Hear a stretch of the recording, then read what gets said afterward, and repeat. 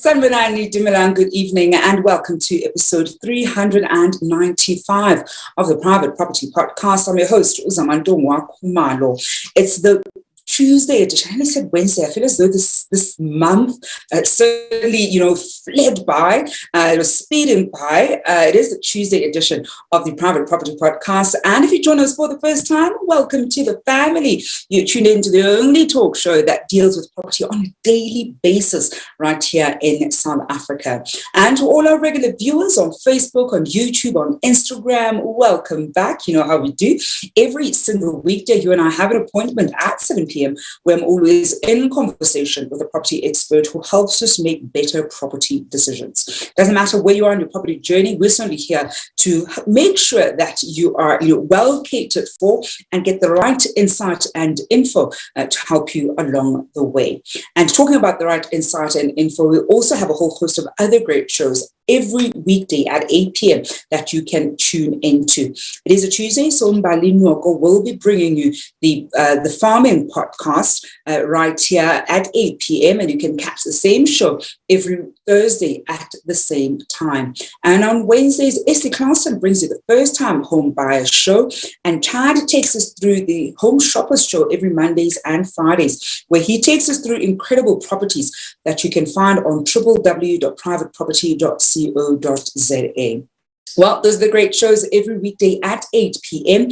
Another great thing that I love talking about is, of course, the great competition that we're running on our Facebook page, where we want to find out from you some of the great property advice insight that you've picked up on while watching the show. And all you have to do is to share your comment of, what have been some of the nuggets that you've learned while watching this show. And of course, if we pick your name in the lucky draw, then you get to walk away with 500 rands in cash. All you have to do to claim that prize money is to be watching us live. Drop us a text and, of course, do so before the end of the show. And if we don't get a lucky winner before the end of the show, the money rolls over into the money bag. Yesterday's winner was indeed watching. I think we had it was 1,500 rands in the money bag.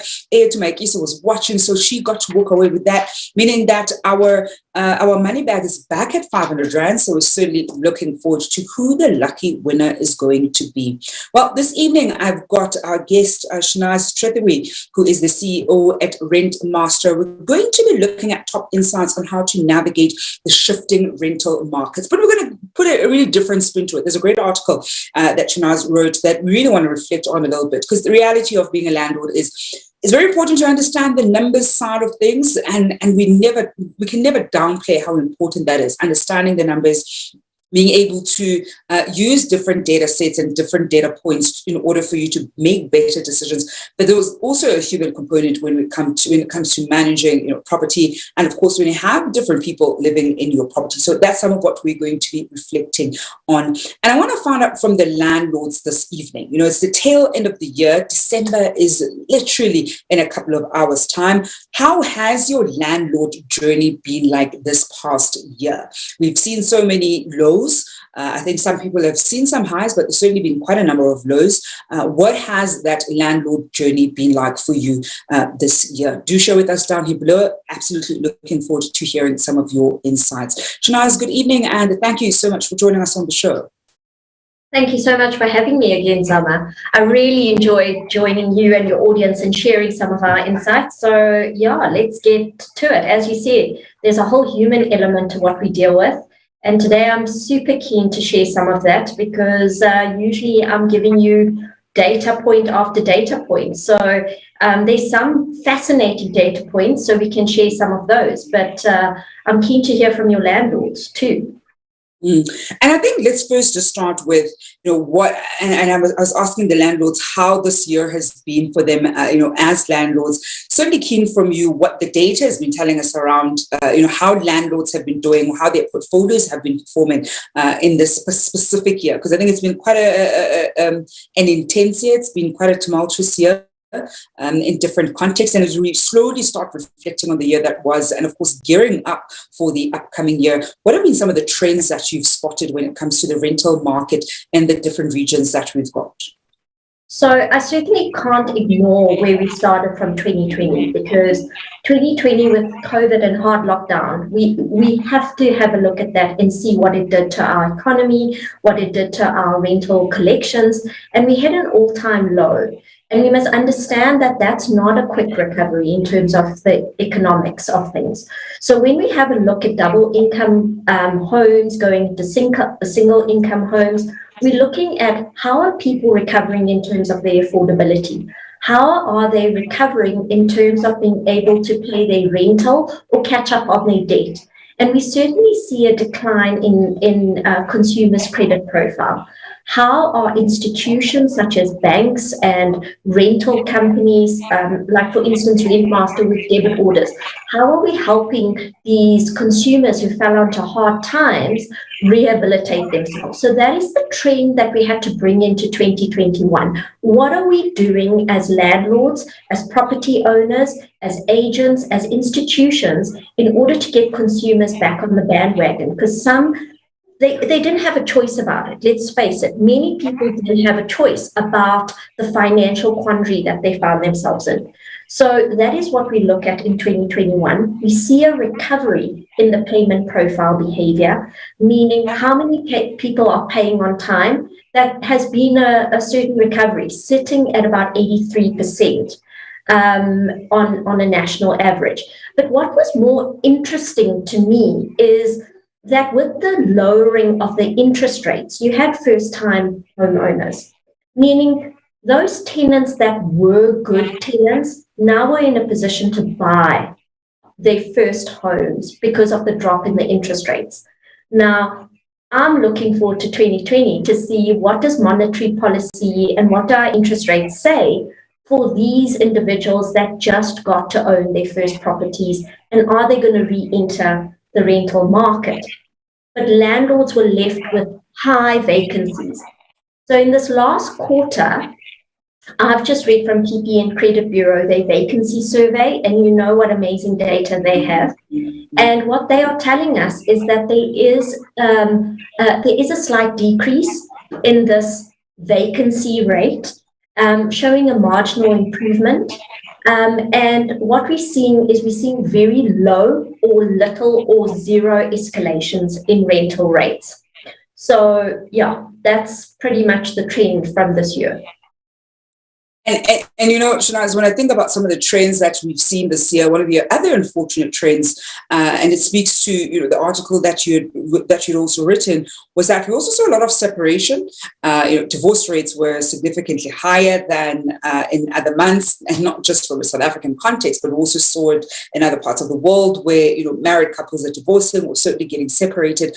And we know that something like that has an effect for both the landlord and the tenant. And I think it's one of those things that we don't usually think about even when we enter into, for instance, a lease agreement with our partners. We don't really think what would happen if we break up, because you think, look, it's a year-long lease, you're probably going to last that long.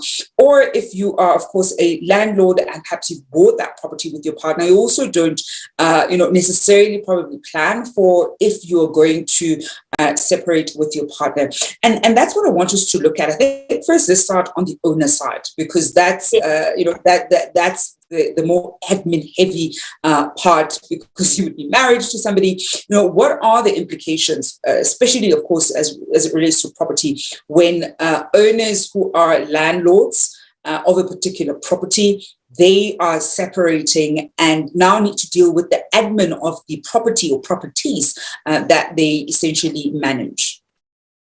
Yes, so you're very right. Now, the sweet spot where we're lying, and during this last year, we've encountered and had to have a lot of difficult conversations, meaning the last thing you want to be dealing with in a relationship breakup. And in today's world, we have a lot of individuals that are cohabiting.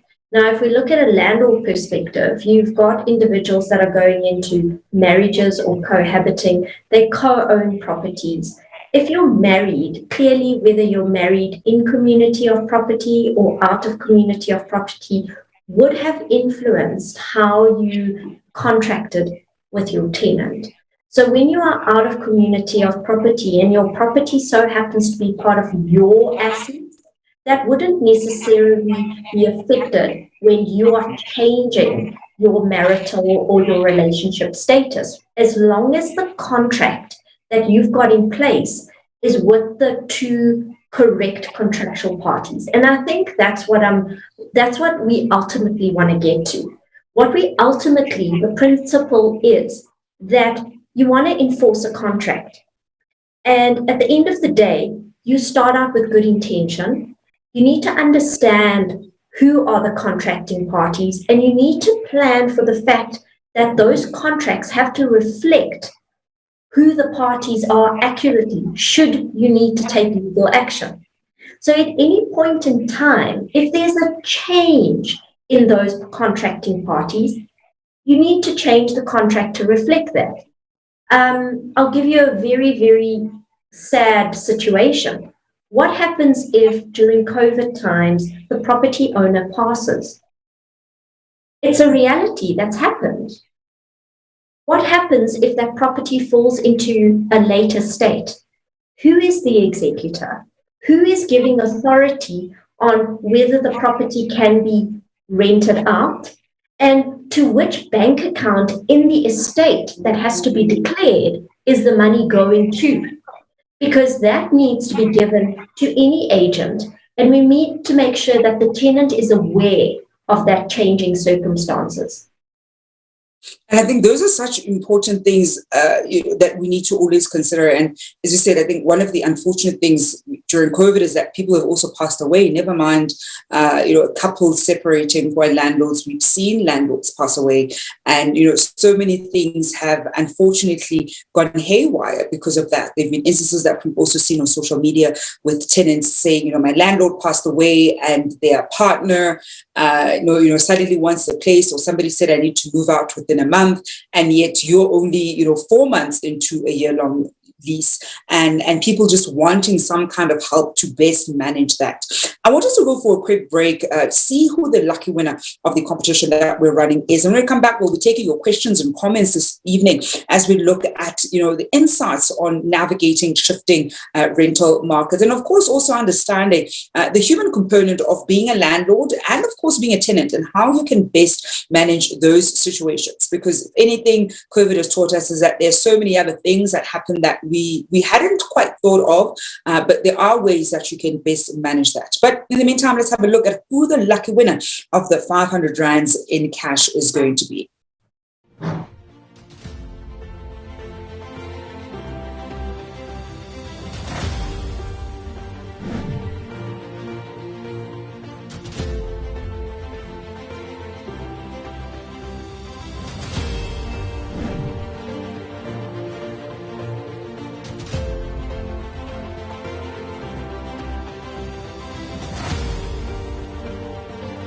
And that lucky winner this evening is Fatima Sadien. Fatima Sadien, 500 rands up for grabs for you this evening. Do make sure that you drop us a text before the end of the show in order to claim your prize. And if you want to be just like Fatima, all you have to do is to enter our competition on the Facebook page. It's the pinned post on the Facebook page. We have over 6,000 comments. The more you enter, the more you comment, the more you stand a chance of walking away with that cash prize. And of course, you have to be watching us live in order to claim that money. Going back to our conversation, looking at top insights on how to navigate the shifting rental markets. I'm joined by SHANAAZ Tretheway, who's the CEO at Rent Master, and taking your questions and comments on our Facebook page. We've got Christine Dechaba asking, good evening, please advise if there's a rental gorge within an area or a landlord can increase according to their bond, then it differs to the very next house or flat.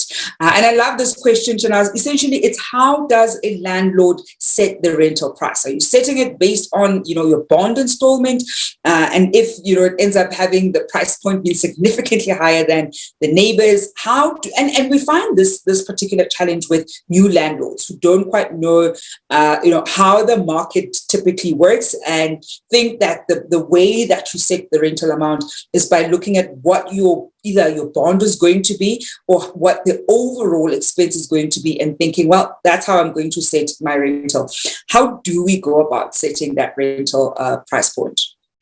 Sure. I mean, I've had this question so many times, and I find it fascinating because I really do want to give landlords a formula. But the way I see setting your rental right is by understanding all of the different components. So let's start in a simple way and say, all right, you've got a bonded property. So you need to understand what numbers and what payments do you need to make in order to not get yourself into trouble. That is a starting point. That is what I call in my world a sunk cost. Whether you get that in rental or not, that's going to be going out your bank account. Your bond payment needs to be made, your property agent needs to be paid, your managing agent needs to be paid, your lights and water. So you need to understand what are all of those.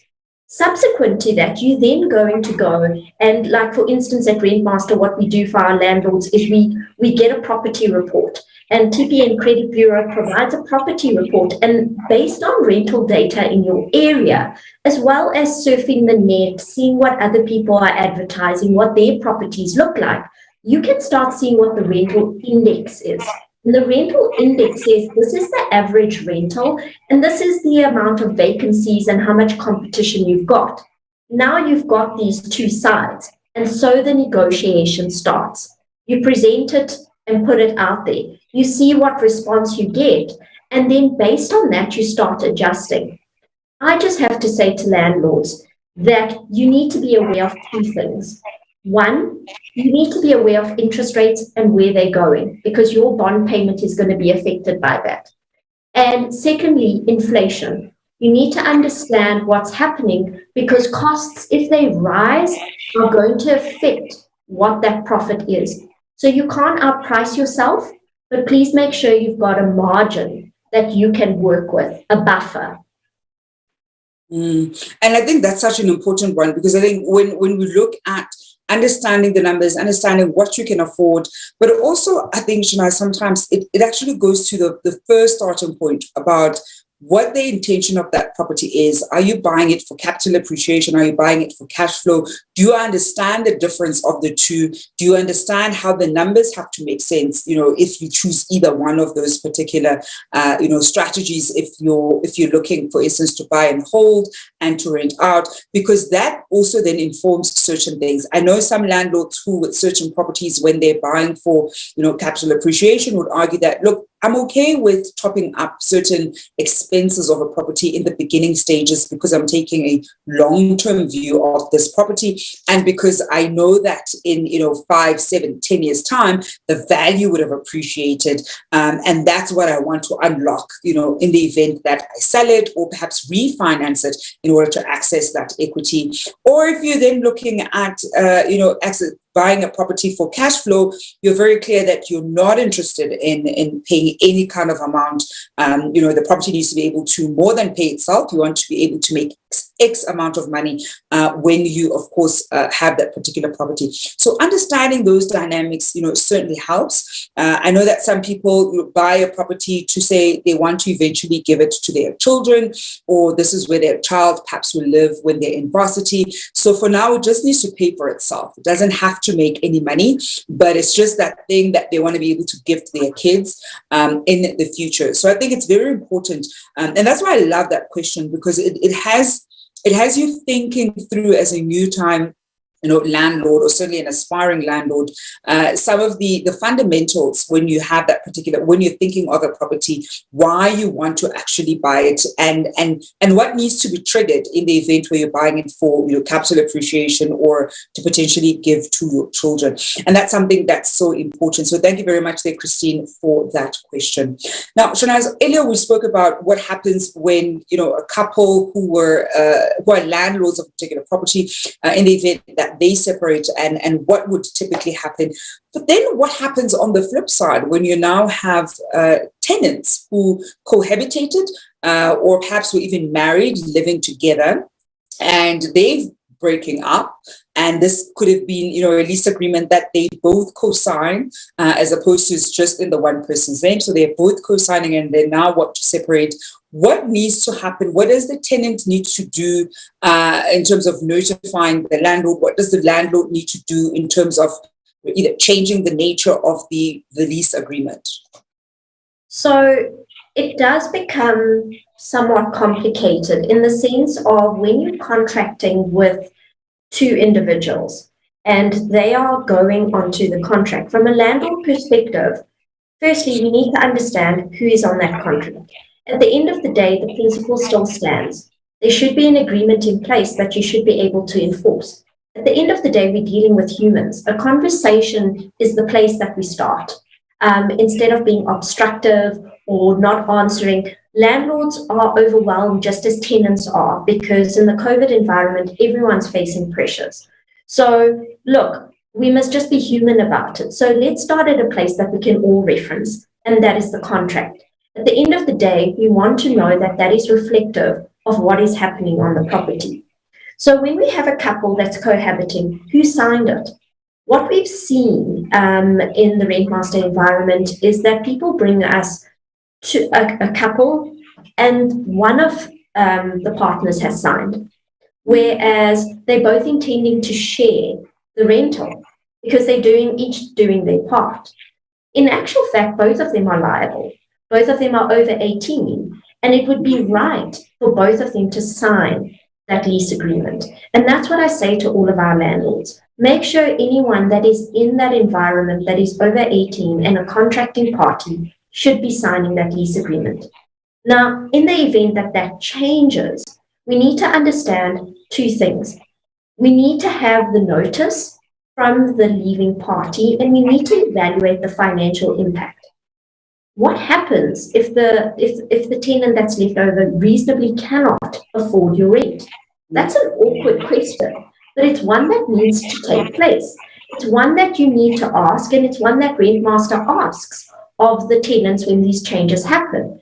We need to rerun a credit check based on the changing circumstances. We go to doctors, and at that point, he's not going to look at the blood test from 6 months ago. He needs to make a call on what's happening right now. And we need to do the same thing. So when you are a specialist in it, you're going to look at what's going to affect it. Can that person afford it? And are you going to be prepared to recontract with them based on the fact that they have that profile, and are they going to honor their obligation? A tenant needs to give that notice. A landlord and agent, if you've got a property management agent, needs to change the legal documentation. And tenants must be aware that if your partner moves out, you don't change the lease agreement. The partner that's left could be on a lease document. And who are people going to go after? Unfortunately, landlord, you'll have to take action against the person who left the relationship in the property. And that is an unfortunate legal situation. So let's avoid it. And I think, it's such an important one to note, because the one of the realities that we know is when a breakup is happening, regardless of the nature of the breakup, and of course, a lease agreement is affected, you sometimes don't stop to alert your landlord, especially in the event where you can afford the place in the meantime, right? So let's assume in the moment you can actually afford the place, so you're not under financial strain. I think it would be a significantly different thing when you cannot afford it on your own. Your landlord is going to be one of the people that you have to think about, perhaps notify if the lease agreement has to be terminated. And I want us to talk a little bit about that, SHANAAZ, in the context where your partner and you are separating and certainly no longer going to be living under the same roof. And one party, whoever is staying, can unfortunately not afford to stay in that particular apartment because of the rental and them paying that amount of loan. And they now want to terminate the lease agreement, and it would be terminating it prior to when the lease agreement is meant to actually end. What happens in those situations? Because we tend to find a lot of times, tenants just struggling to, we'll call it, get out of a lease, because that's those are the words that they use, that they can't get out of a lease, or they need to find somebody else to take over their lease, not knowing that you can give notice. There may be penalties, and sometimes you may rather have a conversation with your landlord about that. Perhaps take us through the kinds of options that a tenant may have, that they can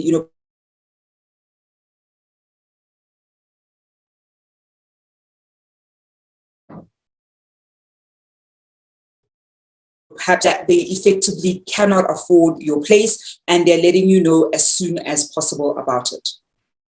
Yes, so that is a very sensitive topic. And, what we alluded to earlier is that owning property is understanding data, understanding the money, but the magic lies in being able to bring that middle ground between the human element and understanding the data, and finding a way to negotiate and reduce it to writing for being fairly representative of both parties. So, and this is why lease agreements are so important, right? This is why, for instance, we've got things like the TP and lease pack, which Rentmaster bases their lease on. And that says the landlord has rights. They have a right to cancel the lease early. And that is based on the fact that they are going to occupy it or sell it. They've got to have those reasons. And a tenant can also cancel their lease. And the terms of that cancellation is captured in the lease agreement. They need to give so many days notice. If you've got a fixed term, you need to give 30 days notice. If you've got a month-to-month lease, you need to give 7 days, or whatever is stipulated and you've agreed on. Now, in these situations, we first evaluate how far from the end of the lease is that, because that's going to determine how penalized or how the landlord's impacted. If you're 2 months into a 12-month lease, he had anticipated having someone there for another 10 months. So the likelihood is that he's going to say, well, I've got to levy a 1 month penalty, and I can say that I'm going to go ahead for advertising, and you need to take that cost on because I just finished going through all of that. Now, in those cases, what happens is that's when tenants go, well, if I find you someone, then I can avoid that penalty and I can avoid the advertising cost, okay? That is part of the fairness of the contract. If you are a month away from the end of a 12-month contract, it becomes a more difficult negotiation, because what happens is that you still have to give your 30 days, but it does mean that the courts see it as, how fair are you in putting such a vast or such a big or heavy penalty on the tenant when they would have exited a month from there, okay? And you would have had to advertise. So these are the sensitive and subtleties that you need to go into understanding it. However, the tenant can cancel. They will be liable for penalties, and that is a point of negotiation. and then they exit the property. And unfortunately, tenants need to understand that lowered affordability means they need to make and come to terms with their change in lifestyle. Denying it is only going to get them into financial trouble. And that is a big reality that a lot of consumers have had to face in the last 2 years, changing their lifestyles in order to afford rent, which is an obligatory payment. We've got a last question that I'm going to squeeze in before we wrap up the show, coming through from Ulungi Sibani, asking, do you have to have a good credit record to enter into a lease agreement? So that is a credit agreement. A credit profile is showing your risk profile. It means it's showing how well you pay. So as I said, the reasons why you may have a good or poor credit record is based on how you honored your payments. Good intention is one thing, but what I say to all tenants or consumers, you need to be very careful about how you spend your money and honor your obligations. Because when people look at you on a piece of paper, they're going to assess you based on that. You can't be denied, for instance, you can't be denied saying, I can't apply for a property because I have a poor credit record. But the landlord has a right to understand whether they are okay with your payment profile behavior to believe that you will pay it. So from that perspective, you need to be very aware that it contributes to an individual's view of your risk profile. And they have a right to decline your application to a property, and you need to show them that you can rehabilitate yourself. And so, for instance, something like doing your rental via debit order contributes to your credit profile. And what it means is over time, you can show that you're rehabilitating yourself or you are honoring it. And then you can get to a point of a better profile and therefore seek better properties. Unfortunately, it is a question of risk. Now, as we wrap up, any final, comments to both landlords and tenants when it comes to, better tenant-landlord relations, especially in the context of any significant changes to either one of them that could, of course, affect how they are a landlord or their ability to continue being a tenant in a particular property? At this point in time, what I've experienced is that no one's above being emotional. We've all faced so much stress in the past 2 years, and where we would have responded in a very rational way, we are acting out of desperation, out of needing recovery of rent, out of financial pressure, and we need to be very measured in the way we interact. If you feel that you cannot interact, you've got agents, you've got people that have an impartiality, and you need to understand that at the end of the day, talking about it, factually, reducing it to documents and making sure that you come to a fair solution is what is going to be in the best interest of you as a landlord, because you also are going to have to face consequences if you do unfair practice. Similarly, with the tenant, you've got a responsibility to your landlord to speak and respect what you contracted to do. So the point is, let's understand, step back, be measured in our approach. It is tough everywhere. And we just need to understand the humanity and be fair. And that's where we're going to leave it at this evening, SHANAAZ. Thank you so much for joining us on the show. Thank you so much for having me. And that is SHANAAZ Tretheway, who's CEO at Rentmaster, wrapping up the Tuesday edition of the Private Property Podcast. And unfortunately, Fatima Sadian has not raised her hand to claim that 500 rand. So we're going to have a rollover tomorrow. 1,000 rands is up for grabs. I do hope that if you have entered, you're certainly going to be watching. If you haven't already, do go and enter. And of course, if you've already entered, also, enter more in order for you to increase your odds at winning. Well, that's it for myself, Zamantungwa Kumalo, this evening on the Private Property Podcast. And of course, I will be handing over the reins to Umbali Nwako, who's coming to your screens at 8 p.m. on the Thumbing Podcast. And of course, tackling all things agriculture. Until then, hope you're staying home and staying safe.